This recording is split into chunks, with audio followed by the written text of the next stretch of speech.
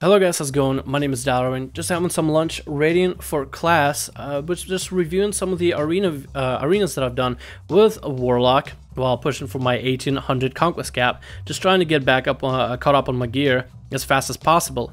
And while catching up on my gear and watching the video, I noticed just how important it is for rogues to set focus and control two different targets in arena. So I just want to throw you guys some clips, and I want to commentate exactly why I did the things I did in terms of controlling both the healer and the DPS.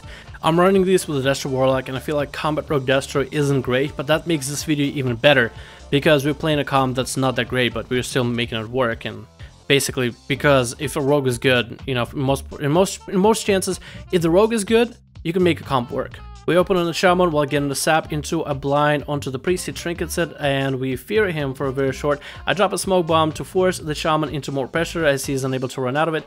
Since I'm close by to the priest, I decide to vanish garrote him. There's no point of running up and kicking him, since I can kick the Shaman if he starts casting a healing spell. That garrote forces the priest in the open. We chunk 2 chaos bolts in there, and then I'm watching out. Priest is low. I take a quick glimpse to see that he is healing himself, but he is behind the LOS, so I'm simply going to save my shadow step kick. I'm not going to run over there. I'm just going to build my damage onto the Shaman. As we're building damage on the Shaman, I'm still looking out for the priest. I got full deep insight, so I'm going to kidney the Shaman, kill and spree him, vanish, eviscerate to force the priest out of hiding, and the priest is running out in the open, and I decide since I'm in vanish, I cheap shot the priest, which puts him in the open where my Warlock can maybe fear him. He tries to fear, he gets interrupted by the Shaman, and now we're basically at square one, just trying to force pressure onto the Shaman. While building this pressure, I also noticed the priest casting penance, and I've been waiting for him the whole time. I shadow step kick, generating comp points, and then applying those same comp points back into the Shaman. But right now, I'm out of juice, so I'm really waiting for my Warlock to line up some burst damage onto the Shaman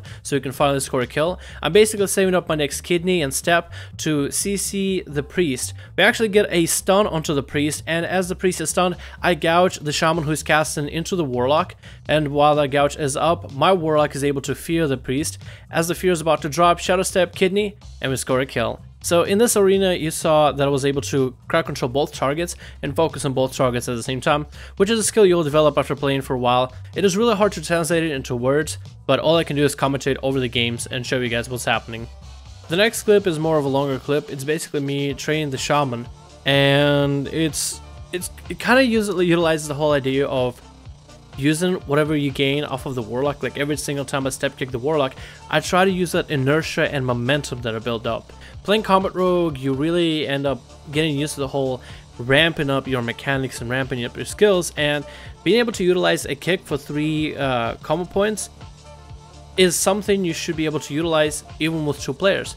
So I have a Shaman right here that I'm mostly training, and then there's a Warlock who I'm step kicking from time to time. Every time I step kick the Warlock, I'm going to utilize the inertia of generating 3 combo points while locking out the Warlock, usually line up a stun into the Shaman. So let me start commentating over this.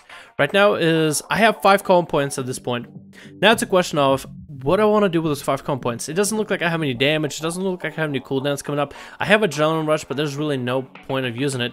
So what I'm going to do right now is, instead of kidneying to deal damage, I'm actually going to reduce some pressure off of my Warlock by kidneying the Affliction Warlock. So my Destro Warlock can heal, and we can line up something on the Shaman. Right now I have a kick, so I'm going to be really just looking out for the Shaman, looking out for the Warlock, seeing if I can maybe step kick the Warlock to silence him, and then take that inertial momentum onto the Shaman. I do get a deep insight that I don't really have that many coolies with me, so there's not a lot I can really do right here, right now. So all I can do is just continue training the Shaman, and maybe with a couple mastery procs in there, a couple lucky hits, with a trinket pop and everything, maybe we can get the Shaman low enough to score in a fresh Shadow Burn. But that doesn't happen, so all I'm doing right now is kind of lining the Warlock away from fears, just trying to set up. And here goes another momentum drop where I shadow step kick the Warlock, silencing him, and then gaining those common points, attacking the Shaman, just trying to force pressure and continue my onslaught. I go in for an early killing spree, just trying to get him low while I do have a kidney, and while I'm doing so, I'm also going to be crowd controlling the Warlock with a gouge. Again, I'm looking for an opportunity to maybe get the Shaman low enough. And that's basically what I'm trying to do.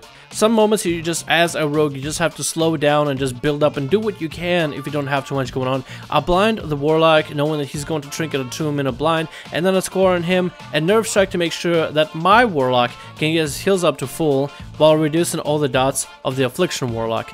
I noticed the fact that I'm in moderate insight, so I'm basically going to be building those Sinister Strikes, getting a full slice and dice up, getting a full common points up, ready to kill the Shaman any moment. And again, I'm going to take that inertia that I get from the Warlock to step kick him, silencing him out while locking down the Shaman. As that happens, also drop in a smoke bomb at the very end, allowing my Warlock to Chaos Bolt and burst into the Shaman. I trinket the stun where I can deal a bit of auto attack damage, get him low enough for the Shadow Burn to happen. So again, those were videos where I used both characters, and I even used the other to give me inertia momentum, so there's a lot of play you can do with this as a rogue. And this is something I just want to translate to you guys the best I could through this type of commentary for any of you that are trying to push rating or trying to get better at rogue. And these are just the little things that you can take advantage of in terms of, let's say, in-game mechanics, and just put them to your use. So this has been me, Dalaran, just talking a bit about some of the skirm games that I had, just covering the very basics that I thought, you know, a lot of people would have known or might have known, just trying to offer you guys some sort of a helpful video in terms of arenas. Anyway, I hope you guys enjoy. I'm gonna go sleep, actually. I got a lab tomorrow. We're going out on a boat with a class, so that's gonna be a lot of fun. Don't take oceanography. And besides that, keep enjoying WoW, keep enjoying Rogue, and I'll see you guys in the next video.